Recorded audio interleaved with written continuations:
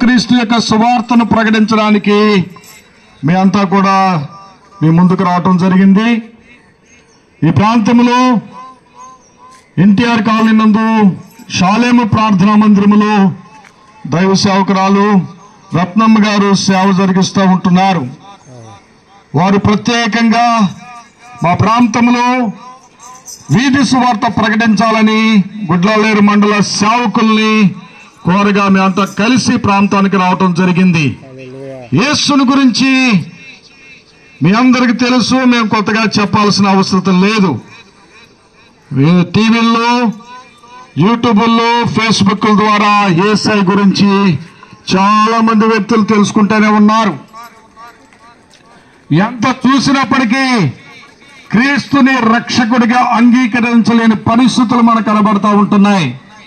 ఈ రోజున మేమంతా కూడా విశ్వాసులు, ఇక్కడ ఉన్న విశ్వాసులు మేమంతా కూడా క్రీస్తుని సొంత రక్షకుడిగా అంగీకరించిన వాళ్ళం.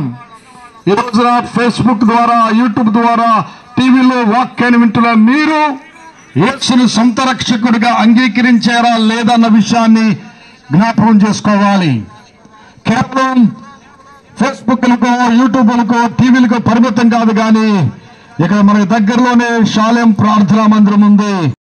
వచ్చినట్లయితే యేసయ్య జీవిత చరిత్ర తెలుసుకోవచ్చు. యేసయ్య పరలోకము నుంచి ఈ లోకానికి ఎందుకు వచ్చాడో తెలుసుకోవచ్చు. యేసుక్రీస్తు ప్రభువారు మన కొరకు ఎందుకు ప్రాణం పెట్టారో తెలుసుకోవచ్చు. యేసుక్రీస్తు ప్రభువారు తిరిగి ఎందుకు లేచారో తెలుసుకోవచ్చు. యేసుక్రీస్తు ప్రభువారు మరలా ఆకాశ మండలం మీదకి రాబోతున్న విషయాన్ని తెలుసుకోవచ్చు. అనేకమైన గొప్ప సంఘటనల గురించి ప్రియులారా మీకు తెలియజేయడానికి ఇక్కడ షాలేం ప్రార్థనా మందిరం ఉంది. రండి.